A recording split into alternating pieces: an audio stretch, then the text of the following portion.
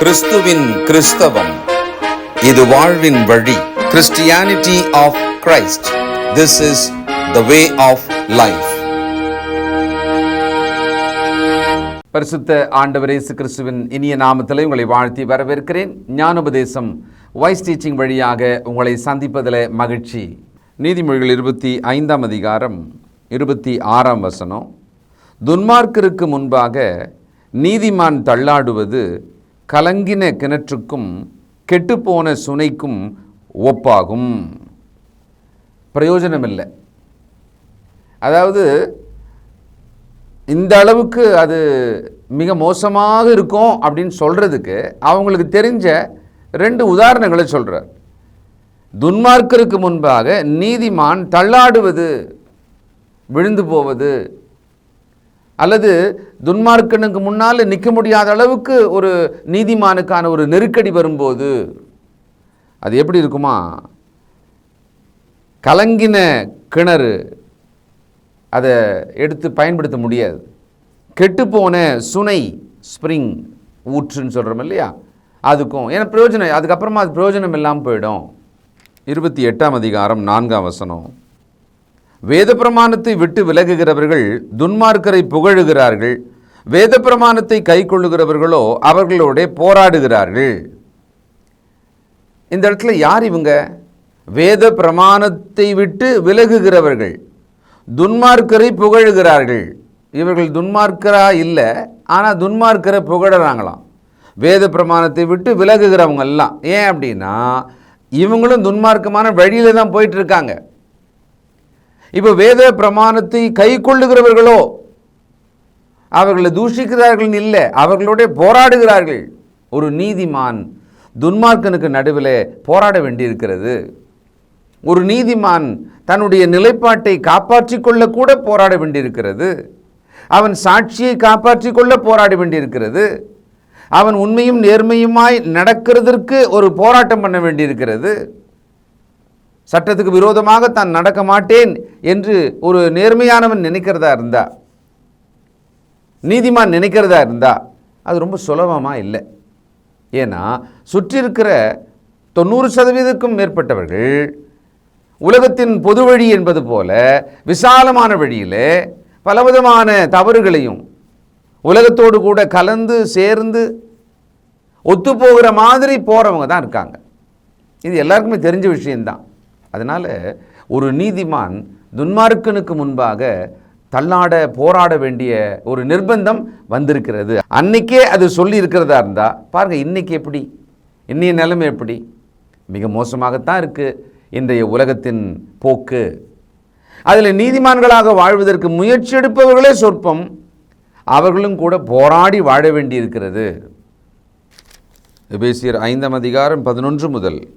கனியற்ற அந்தகார கிரியைகளுக்கு உடன்படாமல் அவைகளை கடிந்து கொள்ளுங்கள். கிறிஸ்துவுக்குள்ளானவர்கள், பரிசுத்தவான்கள், நீதிமான்கள் ஆக்கப்பட்டவர்கள், நீங்கள் இந்த உலகத்தில் வாழ்ந்து கொண்டிருக்கும் பொழுது என்ன செய்யணும்? நீங்கள் நீதிமானாக வாழணுமா இல்லையா? அதில் கனியற்ற அந்தகார கிரியைகளுக்கு உடன்படாமல். இந்த கனியற்ற அப்படின்னா ரிசல்ட், ஃப்ரூட், அது மட்டும் அல்ல, அந்தகார கிரியைகள். அது தேவனுக்கு பிரியமான ஆவியின் கனியை நமக்குள்ள கொடுக்க போறதில்லை. அப்படிப்பட்ட கிரியைகளுக்கு நீங்கள் உடன்படாமல். do not compromise with the darkness of the world. அந்தகார கிரியை, works of darkness. 12. அவர்களால் ஒளிப்படத்தில் செய்யப்படும் கிரியையை சொல்லுகிறதும் அவலட்சணமாயிருக்கிறதே. அவலட்சணமாயிருக்கிறதே. இன்றைக்கு செய்திகளிலே வரும் சில குற்றங்களை பார்க்கும் பொழுது போதைக்கு அடிமையான இளைஞர்கள் சில குற்றங்களை செய்கிறார்கள். சின்ன குழந்தைக்கு, 80 வயது முதிர்ந்த ஒரு பெண்மணிக்கு, பாட்டிமாவுக்கு, அவர்கள் செய்கிற குற்றங்களை பார்த்தால் அதை சொல்லுவதற்கு செய்தியிலே அதை காதில் கேட்கும் பொழுது அவைகள் அவலட்சணமாக இருக்கிறது. இன்றைக்கு சிலர் இப்படி இருக்கிறதை நாம் சமுதாயத்தில் பார்த்துக்கிட்டு தான் இருக்கோம். நம்மை நாம் காத்துக்கொள்ள வேண்டிய அவசியம் இருக்கிறது. அப்படிப்பட்ட அந்தகார கிரியைகளுக்கு நடுவில் நாம் வாழுகிறோம் என்பது உண்மைதான். நாம் அதோடு ஒத்து போயிடக்கூடாது, எச்சரிக்கையா இருங்கன்றார். அவைகளெல்லாம் கடிந்து கொள்ளப்பட்டு வெளிச்சத்தினால் வெளியரங்கமாகும், வெளியரங்கமாக்குகிறதெல்லாம் வெளிச்சமாக இருக்கிறது. எக்ஸ்போஸ் ஆகிடுது இல்லையா? ஒரு வெளிச்சம் வந்த உடனே எல்லா பொருளும் பட்டுன்னு தெரிஞ்சிடும். இருட்டாக இருக்கும்போது கீழே 4 இருக்கா 5 இருக்கா எத்தனை பொருள் இருக்குன்னு தெரியவே தெரியாது, என்ன இருக்குன்னே தெரியாது. லைட் வந்த உடனே எங்கே அது இது இருக்குது அப்படின்றது நமக்கு தெரிஞ்சிடும் இல்லையா? வெளிச்சம் காரியத்தை வெளியரங்கமாக்கும். அதனால தான் கிறிஸ்தவர்களுக்கு ஒரு பேருண்டு, வெளிச்சத்தின் பிள்ளைகள். இவர்களும் வெளிச்சத்தில் இருக்கணும். இவர்கள் போய் நின்னாங்கன்னு சொன்னால் அந்த வெளிச்சத்தில் மற்றவர்கள் தங்கள் பாவங்களை, தங்களுடைய துன்மார்க்கத்தனங்களை புரிந்து உணர்ந்து கொண்டு அவர்கள் தங்களை சீர் செய்து கொள்ள வேண்டும். அப்போ இந்த வெளிச்சத்தின் பிள்ளையாகிய ஒருவன் நீதிமானாகத்தான் வாழ வேண்டும். ஆனால் இவன் அவங்களோட ஒத்து போகிறதா இருந்தால் நாம் இதை கவனிக்கணும். இன்றைக்கு இந்த சமுதாயமானது நம்மை அதிகமாக இன்ஃப்ளூயன்ஸ் பண்ணுது, நம்மை அதிகமாக தன் பக்கமாக இழுக்கிறது, தன்வசப்படுத்துகிறது. அதில் ரொம்ப ஈஸியாக இந்த செல்ஃபோன் வழியாக பிள்ளைகள், இந்த தலைமுறை, பெரியவர்கள் கூட இதில் விதிவிலக்கு அல்ல, அவர்களும் கூட இன்றைக்கு பல மணி நேரங்களை காணொளிகளை காண்பதின் வழியாக காலத்தை வீணடித்து கொண்டே இருக்கிறார்கள். வாழ்க்கை வீணாகிறது. அதனால் நல்ல குணாதிசயத்துக்குள்ளே வளர வேண்டிய ஒரு மனிதன் கெட்டு போகிறான். கிறிஸ்துவுக்குள்ளான அநேகர் தங்கள் இருதயத்தை பாழாக்கி கொள்ளுகிறார்கள். துன்மார்க்கனுக்கு முன்பாக நீதிமான் தள்ளாடக்கூடாது. அவனும் அப்படியே கொஞ்சம் சரி என்ன பண்ணுறது, வேறு வழி இல்லை, எல்லாரும் அப்படி இருக்கிறான், நானும் உயிரை பிடிச்சிக்கிட்டு நான் நேர்மையாக இருப்பேன், நான் உண்மையாக இருப்பேன், நான் கடவுளுக்கு பயந்துருப்பேன்னு சொன்னால் பிழைக்க முடியலையே. அப்படி கொஞ்சம் காம்ப்ரமைஸ் ஆகிடலாம், ஏதாவது 1-2 நம்ம பண்ணால் தானே பிழைக்க முடியும். அப்படி போயிட்டா என்ன ஆகிறதாம்? கெட்டுப்போனதாக மாறிடும், பிரயோஜனமற்றதாக மாறிடும். 14 ஆதலால் தூங்குகிற நீ விழித்து மரித்தோரை விட்டு எழுந்திரு, அப்பொழுது கிறிஸ்து உன்னை பிரகாசிப்பிப்பார் என்று சொல்லியிருக்கிறார். தூங்குகிற நீ விழித்து, தூங்குகிறேன்னு சொல்றது எதை சொல்றார்? எந்த நிலைமையை சொல்றார்? இப்போ தூங்கி கொண்டு இருக்கிறவனுக்கு பக்கத்தில் என்ன நடக்குதுன்னு தெரியாது. அப்போ ஒருவன் ஆவிக்குரிய பிரகாரமாக உள்ளான மனுஷனிலே அவன் தூங்குகிறான்னாக்கா தன்னை சுற்றிலும் என்ன நடக்குது தெரியாது. ஸோ சில நேரத்தில் விளையாட்டாக பிள்ளைங்க என்ன பண்ணுவாங்க, நல்லா தூங்கிக்கிட்டே இருக்கிறாரு, எழுந்திருக்கவே இல்லை, எழுந்துச்சி அப்பா தங்களோட விளையாடணும், இல்லை அண்ணன் வரணும் அப்படின்னு சொல்லும்போது இல்லை அப்போ தூக்கம்தான் அப்படின்னு இருக்கிறாங்க வச்சுக்கோமே. அப்போ என்ன பண்ணுவாங்க, வந்து ஏதாவது சாக் பீஸ் எடுத்து ஏதாவது ஒன்று எடுத்து பென்சில் எடுத்து அது மீசை போட்டு விட்டுறது, அக்காவாக இருந்தால் தங்கச்சியாக இருந்தால் ஏதோ ஒன்று நெத்தியில் ஏதாவது ஒன்று போட்டு விட்டுறது. அவங்க தூங்கிட்டு இருக்காங்க, அவங்க மேலே என்ன செய்யப்படுகிறதோ தெரியாத மாதிரி இந்த பிள்ளைங்க நம்ம அதை பண்ணி விட்டுருவோம். அப்புறம் எழுந்த உடனே கண்ணாடியை பார்த்த உடனே அவங்க ஷாக் ஆகிடுவாங்க. ஓ இப்படியா பண்ணீங்க, இவ்வளோ பண்ணீங்களா, நான் எழுந்திரிக்காமலா இருந்தேன் அப்படின்வாங்க. இது உங்களுக்கு புரியுது இல்லையா? அப்போது ஆவிக்குரிய பிரகாரமாக தூங்கி கொண்டிருக்கிறவன் தனக்கு என்ன கெடுதல் உலகத்தால் செய்யப்படுகிறது என்பதை கவனிக்காமல் தூங்கி கொண்டிருக்கிறவன் அவனை பார்த்து நீ தூங்காத, விழித்திரு, என்ன நடக்குது, உன் மேலே என்ன வரைஞ்சுன்னுக்கிறாங்க பாத்தியா, உனக்கு என்ன செஞ்சிட்டு இருக்காங்க நீ கவனிக்கிறியா? பாருங்க, தூங்குகிற நீ விழித்து மரித்தோரை விட்டு எழுந்திரு. மரண தூக்கத்துக்குள்ளே இருக்கிறது என்னன்னா, இந்த உலகம் அதனுடைய ஆபத்தை புரிந்து கொள்ளாமல் தானும் கூட அது வழியாக போகலாம், நான் சேஃபாக போயிடுவேன், அவன் விழுந்துட்டான். சில ஆபத்தான இடங்களில் அவங்க ஒரு போர்டே வச்சுருப்பாங்க, இது ஆபத்தான பாதை, போக வேண்டாம். சிலர் சொல்லுவாங்க, அங்கே எப்பா போன வாரம் கூட 2 பேர் போனாங்க, அதில் ஒருத்தன் செத்துட்டான்னுவாங்க. ஆனால் இவன் என்ன சொல்லுவான், இவன் என்ன நினைப்பான், இல்லை அவன் அஜாக்கிரதையாக போயிருப்பான், நான் இந்த மாதிரி எத்தனையோ இடம் பார்த்துருக்கேன், நான் அதெல்லாம் ஜாக்கிரதையாக போய் வந்துடுவேன். எல்லாருக்குமே அப்படி தான். தாங்கள் ஒரு பாவ வழியில், தவறான வழியில், உலகத்தின் போக்கில் போகும் பொழுது தான் சரியாக போயிடுவோம், அவங்கள மாதிரி நான் விழுந்துட மாட்டேன் அப்படி சொல்லித்தான் போகிறது. அப்போது ஒரு நீதிமான் தள்ளாடிடக்கூடாது, கிறிஸ்துக்குள்ளே மீட்கப்பட்ட ஒவ்வொருவரும் தள்ளாடிடக்கூடாது. அது என்னன்னா மொத்தமாக கெட்டு போனதுக்கு சமம்ன்றார். தூங்குகிற நீ விழித்து மரித்தோரை விட்டு எழுந்திரு, அப்பொழுது கிறிஸ்து உன்னை பிரகாசிப்பிப்பார். இதை கேட்டுக்கொண்டிருக்கிற தம்பி, ஒரு வாலிபன், வாலிப பிள்ளை, சகோதரன், சகோதரி, இந்த உலகம் உங்களை அப்படியே கெட்ட பாதையில் கொண்டு போகிறதில்லை. நாம் இதை செய்யக்கூடாது, ஆனால் செய்கிறோமா? ஆனால் நம்முடைய மனசாட்சியை ஏதோ மறுத்து போக பண்ணி, இல்லை நான் இதில் கேர்ஃபுல்லாக இருந்துக்குவேன் அப்படின்னு நினச்சிக்கிட்டு போகிறோமா? ஆனால் அதுக்குள்ளே கிறிஸ்து உங்களை பிரகாசிப்பிக்க காத்து கொண்டிருக்கிறாரே. வேண்டாம், நீதிமான் நீதிமானாகவே நட, பரிசுத்தவான் பரிசுத்தவானாகவே நட. இல்லையே, இந்த உலகம் முழுசும் அப்படித்தானே இருக்கு. இன்னைக்கு உலகத்தினோட போக்கே அப்படித்தானே இருக்கு. நான் இப்படி இருந்தால் ரொம்ப நூதனமாக தெரிவேனே, இதை யாரும் தப்பாக பார்க்கல. இல்லை, என்னை சுற்றிலும் இருக்கிறவர்கள் இதை தவறாக சொல்லவே இல்லையே. எல்லாரும் அப்படித்தான் இருக்காங்க. நீதிமான் தள்ளாடுவானால் கலங்கின கிணறு போல, கெட்டுப்போன சுனை போல இருப்பான். 15 ஆனபடியினாலே நீங்கள் ஞானமற்றவர்களைப் போல நடவாமல் ஞானமுள்ளவர்களைப் போல கவனமாய் நடந்து கொள்ள பார்த்து. ஞானமற்றவர்களைப் போல நடக்காதீங்க.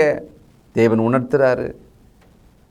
உங்களை நேசிப்பவர்கள் பெற்றோர் அல்லது ஒரு பரிசுத்தவான் உங்களை உணர்த்துறாரு, இப்படி செய்யக்கூடாதே, அப்பா நீ இப்படி செய்யக்கூடாதே, அம்மா நீ இப்படி செய்யக்கூடாதே, தம்பி உன்னை பற்றி நான் எவ்வளோ பெருசாக நினச்சிட்ருக்கேன், நீ இப்படி இல்லை இருக்கணும், உன்னுடைய குடும்பம் எப்படிப்பட்டது, நீ இதுவரைக்குமான எவ்வளோ பெரிய ஒரு நல்ல சாட்சி உடையவனாக இருக்கிறாய், உடையவளாக இருக்கிறாய், நீ ஞானமற்று நடக்காதே.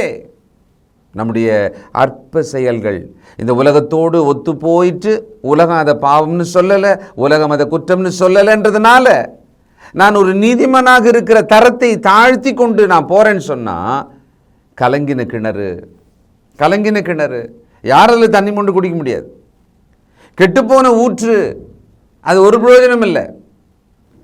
16 நாட்கள் பொல்லாதவைகளானதால் காலத்தை பிரயோஜனப்படுத்தி கொள்ளுங்கள்.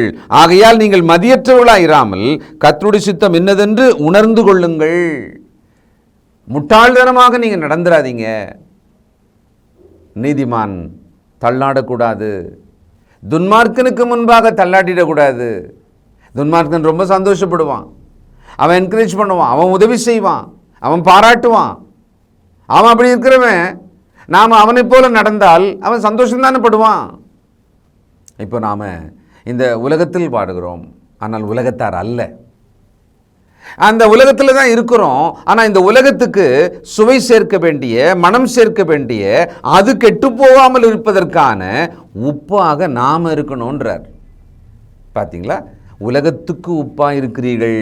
மத்தேயு 5:13 நீங்கள் பூமிக்கு உப்பாய் இருக்கிறீர்கள். உப்பானது சாரமற்று போனால் எதனால் சாரமாக்கப்படும்? வெளியே கொட்டப்படுவதற்கும் மனுஷரால் மிதிக்கப்படுவதற்குமே ஒழிய வேறொன்றுக்கும் உதவாது. எப்படி இருக்கு இந்த உதாரணம்? கெட்டுப்போன சுனை, கலங்கின கிணறு, சாரமற்ற உப்பு. என்னாச்சு? இவங்க தேவனுடைய பிள்ளைகள், ஆனால் இந்த உலகத்தோடு போயிட்டு தங்கள் சாரத்தை இழக்கிறார்கள். இந்த உலகத்தோடு போயிட்டு அதோடு ஒத்து போகிறதுனால அவர்கள் கலங்கின கிணறாக மாறிவிட்டார்கள். ஆக கிறிஸ்துவுக்குள்ளே இயேசுவின் இரத்தத்தால் மீட்கப்பட்ட ஒவ்வொரு ஆத்துமாவும் நாம் கவனிக்கணும். நாம் நீதிமான்களாக அழைக்கப்பட்டவர்கள், பரிசுத்தவான்களாக அழைக்கப்பட்டவர்கள், பரிசுத்தத்து மேல் பரிசுத்தம் அடையும்படியாக வாழ வேண்டியவர்கள். உலகத்தின் போக்கு, கண்களின் இச்சை, மாம்சத்தின் இச்சை, ஜீவனத்தின் பெருமை, இது மூன்றின் வழியாக இந்த உலகம் நம்மை அழைக்கும், கவர்ந்து இழுக்கும், தன் வசப்படுத்தும். நீதிமான் தள்ளாடிட்டான் அப்படின்னா பிரயோஜனம்லாம் போயிடுமேன்றார். இன்றைக்கு கூட இதை கவனியுங்கள். மனமாற்றம் தேவையாக இருக்கிறது. இன்று எனப்படும் அளவு கர்த்தருடைய சத்தத்துக்கு செவி கொடுத்து விடுங்கள். இல்லைன்னா இன்னொரு நாள் அது நல்ல நாளாக இது கேட்குற மாதிரி இருக்காமல் போட போயிடலாம். சிந்திப்போம், ஜெபம் செய்வோம். இரக்கமுள்ள பிதாவே, பரிசுத்தரே, இதோ இந்த உலகத்தையும் எங்கள் வாழ்வின் போராட்டத்தையும் பார்க்கும் பொழுது, இதோ இந்த தலைமுறையை பார்க்கும் பொழுது, இதோ ஆத்துமா பாரமாக இருக்கிறதப்பா. இதோ எங்கள் பிள்ளைகள் மேல் நீர் கவனமாக இருக்கிறீர். இவ்வளோ பெரிய ஆலோசனைகளை எளிதாக சொல்லியிருக்கிறீர். இதை கேட்கும் கிருபையை தந்திருக்கிறீர். மனம் திரும்பும் அந்த மனம் திரும்புதலை தாரும். தங்களை சீர் செய்து கொள்ளும்படியாக இதோ ஞானமற்றவர்களைப் போலவே தொடர்ந்து இல்லாமல் ஞானமுள்ளவர்களாக நடந்து கொள்வதற்கான தைரியத்தை கொடுக்கும்படி செபிக்கிறேன். தகப்பனே, இதோ உம்முடைய வசனம் சந்தித்து விட்டது. அது வெளிச்சத்தை எங்கள் இருதயத்துக்குள்ளே கொண்டு வந்திருக்கிறது. அதை அப்படியே பிடித்து கொண்டு சீராய் நடக்கும்படி உதவி செய்யும். பிசாசின் கட்டுகளினின்று விடுவியும், தந்திரங்களினின்று விடுவியும், நேரே வழிநடத்தும், ஆசீர்வதியும். இயேசு கிறிஸ்துவின் நல்ல நாமத்தில் ஜெபிக்கிறோம் பிதாவே, ஆமென்.